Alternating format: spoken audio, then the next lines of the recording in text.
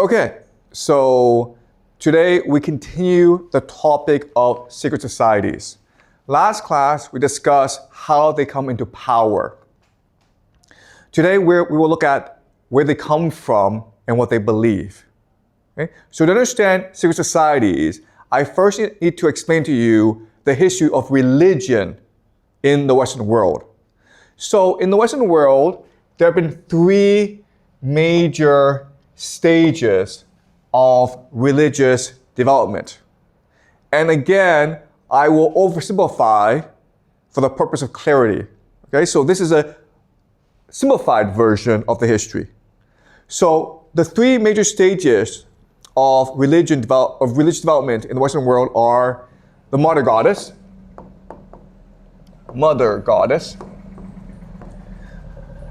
polytheism, and monotheism. Polytheism means many gods. You believe in many gods. Monotheism means one God, that only one God exists. So the mother goddess civilization came about because of agriculture. And in an agricultural world, you have two problems. The first problem is to make sure that your crops are healthy and you can harvest them in time. The second problem is to give birth, to have as many children as possible to work the fields. Okay, so these are the two problems. And because of that, a religion developed in order to facilitate both, called the mother goddess civilization. So at the center of this religion is the womb. The woman's womb is considered a divine portal from the spirit world into our world. It's almost like a cave, right? In which the spirit world can come out and manifest itself in our world. So the center of this religion is the womb of the woman. And as such, the women are in control. What's really important is to understand that in this world, everything is interconnected, harmonized, balanced together. So the womb is the center of this world, but then you have the stars. Okay, the stars. And of course, this gives rise to astrology. Astrology is the study of the movement of the stars in order to understand its impact on our world. Okay? Then you have, of course, the crops, right? So in an ideal world, all three are aligned together. By studying the stars, you know when to best plant the crops and when to best have children.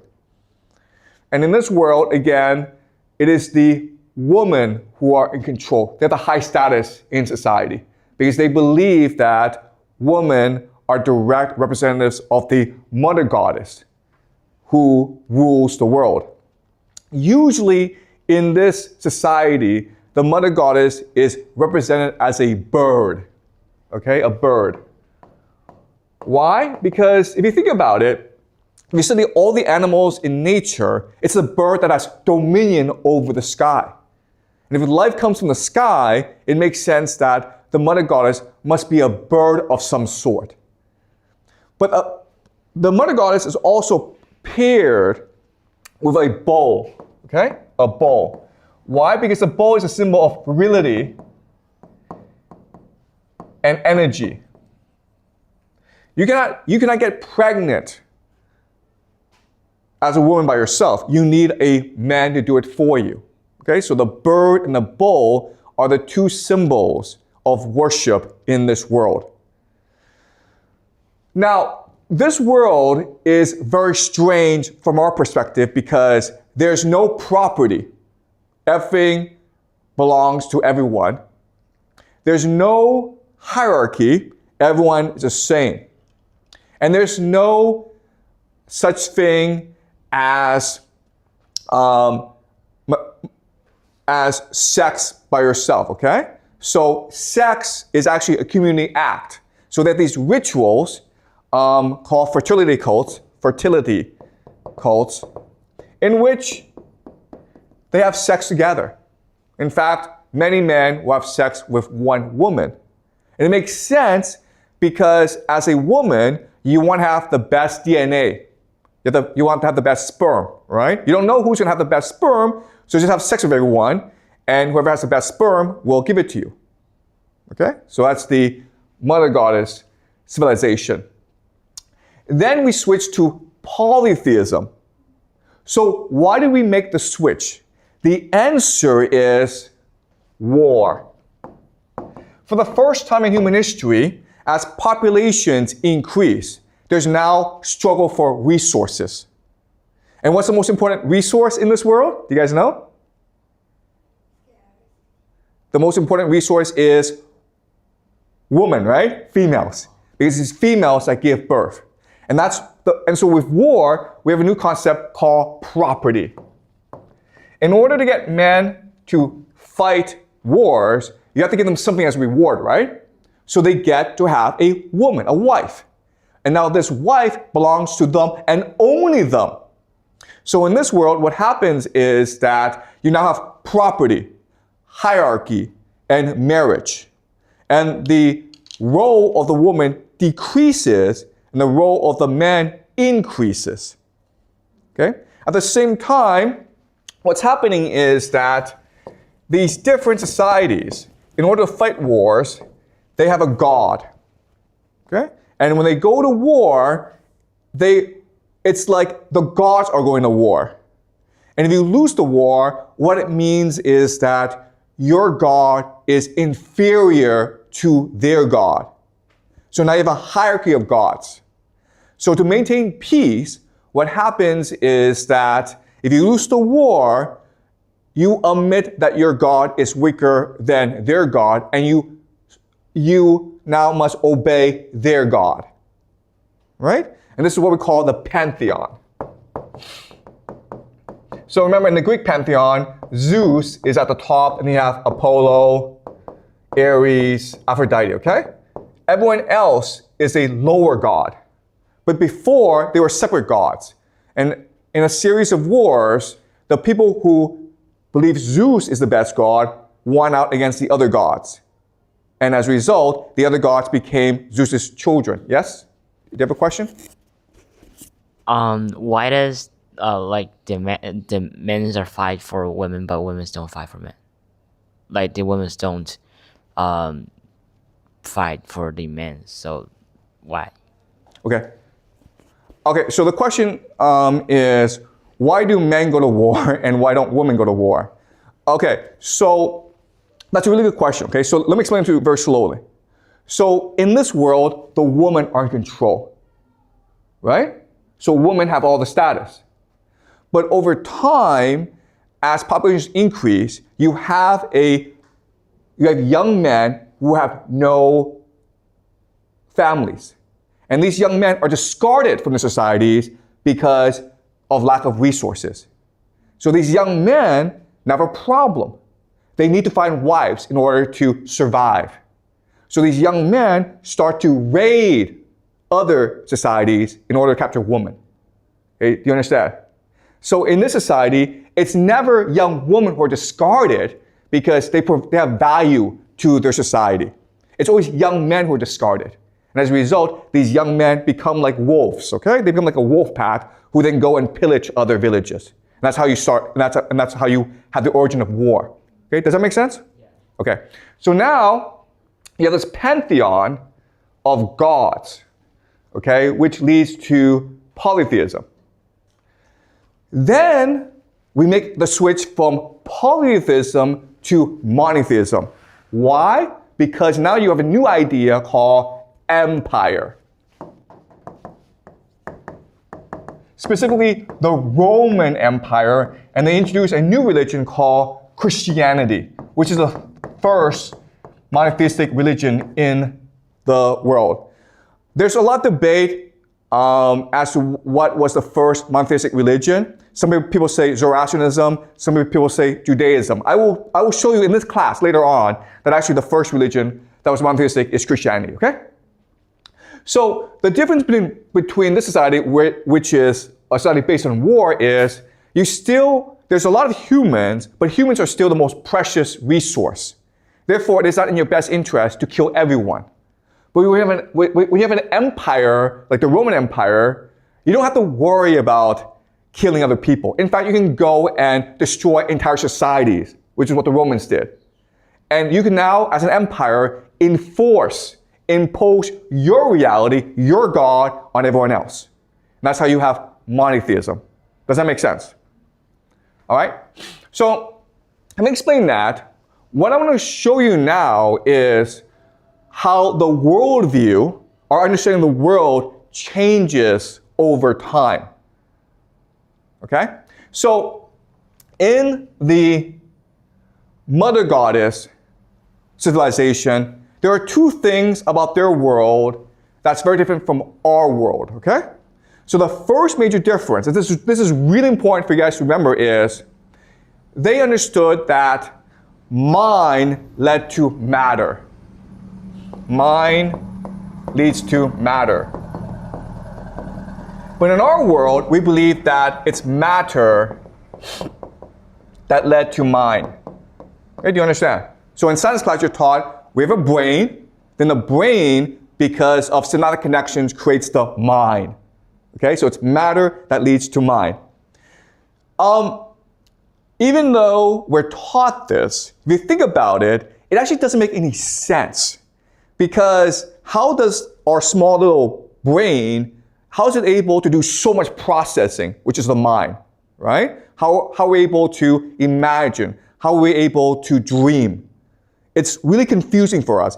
And quite honestly, if you talk to the very best neuroscientists in the world, their response will always be, don't ask this question. Okay? It's never like we don't know. It's always like, don't ask this question. Okay? This question is forbidden to ask in neuroscience. But so throughout most of human history, we believe that it was mind that led to matter. That it's the mind that creates the brain in order to understand the world. Okay? That makes a lot more sense than matter leads to mind. Okay? Okay, so that's the first major difference. Throughout most of human history, most societies believe that it was the mind that creates the brain. The second major difference is that this is a metaphorical world. In other words, they spoke using metaphors. They understood the world through metaphors. Today we live in a literal world. Okay, what's the difference? Well, the difference is this. Let's just say that you and I fight. Well, we would say that, okay, what happened was that I became angry, the emotion overwhelmed me, and then I hit him, then he got angry, then he hit me back. Okay, this is a literal interpretation. But back then, the metaphorical understanding was that anger is a god who seized me and who propelled me into the fight. And then anger unleashed the god of vengeance, who fought back by seizing the other person to fight me back, okay? So we believed for most of human history that we were controlled by forces outside our control. Now, today, you may believe that the literal world makes more sense. But if you think about it, from the perspective of human thought, okay? How do you understand the world? How do you interpret what goes on in the world? The metaphorical understanding is actually much more useful. And that's why, and I know this is hard for you guys to understand, back then, they were much more creative than we are today. Okay? And also, the things that they were able to do are beyond our imagination. So for example, we've never really figured out how the Egyptians created the pyramids. Okay? For our explanation is aliens did it. Because their mind is beyond our imagination. Okay, so that shows you the switch. Now, when we go to the polytheistic world, this system still continues, but they add more elements to make it more complex. Okay, so the first element is they believe that we are controlled by gods. We're the playthings of gods. Now, what's really important to understand is that these gods, Zeus, Apollo, Ares, they're no different from mortals. The only difference is they just live forever. Okay? So, for example, if you're a king, what do you like to do? Well, you like to go around and chase young girls around, okay? What does Zeus do all day? What does Apollo do all day? These gods, all they do is go around and chase young girls around. Okay, so there's absolutely no difference. Above the gods are the older gods, fortune, fate. So the belief was that even though these are gods, they're still controlled by forces beyond their understanding like fortune and fate. What mattered in this world was not to be good. What mattered in this world is to be lucky, okay? To be fortunate. Because that showed you that the gods favored you. And the last element, the most important element, is the unwritten and immutable laws of the universe. Okay? So a concept like justice. So think of gravity, how gravity gives structure to the universe, right? Well, back then they believed the same thing, where at the most fundamental level, there were concepts that existed like justice. And if you could have the favor of the gods, and you could be very lucky, but if you did things that were unjust, then eventually you'd be punished for it because you're breaking the structure of the universe. Okay? So this was the polytheistic worldview. Now, when you go to the monotheistic worldview, all this changes because now you have a new concept that never existed in human history before called one true God. And this changes everything, okay? Because before, as you can see, humans thought in a very complex, sophisticated, diverse, imaginative way about the world. But now, with the advent of Christianity, it's only one true God. And as such, you have three new concepts that become dominant in this world. These concepts have existed before, but now they're dominant. The first concept is the idea of truth. Okay? If there's one true God, then there must be one truth to the universe. And so when we move towards the truth, that is good, right? But when we move away from the truth, that is evil. So now you have a new concept called evil that didn't really exist before. Okay? You did good things because in this world, it was to your advantage. Now, in this world, if you defy God, that is evil. Okay? And now with truth and evil, you have a new concept called the individual. Before in this world, what mattered was your family, your community, your society, the people around you. Now, with the advent of one true God, the community, the family doesn't matter. What matters is your loyalty, your faith in the one true God. So you can actually step outside your community and just do what you believe is right, as long as you have faith in the one true God. All right? Okay. So these three concepts, truth, evil, individual, are important for you to remember because they underpin modernity. These three concepts, once they grow to a certain extent, they will create modernity, the world we live in. Okay? Our world is controlled by these three forces. Now, what's important for us to understand is these three concepts are beyond the human intuition. You cannot logically, by yourself, deduce or come up with these three concepts. This world of the monogoddess, it's intuitive. Okay? This polytheistic world is also intuitive, but the Christian world now is counterintuitive. Okay? So as a result, for monotheism to triumph, because it is so counterintuitive, it must now destroy the polytheistic world. Okay? So the Romans spent a lot of time, taking centuries and centuries, to destroy the polytheistic world. But the thing is this, you can never ever kill an idea. The idea, if it is being suppressed, just goes underground. Okay? So remember, here in the Mother God civilization, the main instrument of religious worship are fertility cults run by women. Well, now that war has come and men have taken over from women, what happened is that the woman went underground to create new religious organizations called mystery schools. And mystery schools, what they're trying to do is they're trying to maintain the best knowledge and traditions of the mother goddess civilization. Okay? Especially the fact that we come from the mind. We created the universe through our imagination. Okay? That's the main secret that they're trying to maintain. These mystery schools become extremely popular among the elite because they offer great sex. Okay? The elite join these mystery clubs as sex clubs, basically.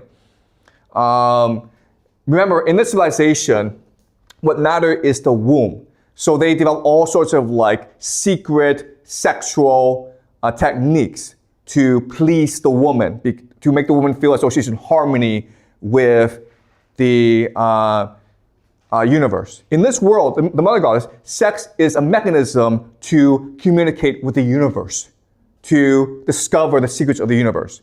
And so they maintain these rituals in the mystery schools. And the most powerful people will participate in these mystery schools. They're called mystery schools not because they're secret, but because everyone is sworn to secrecy.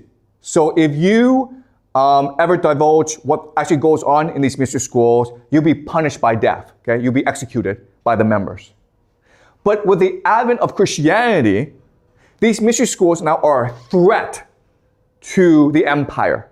Okay? Because these mystery schools are where the elite, the local elite, hang out. So now what happens is, now they become secret societies. Okay?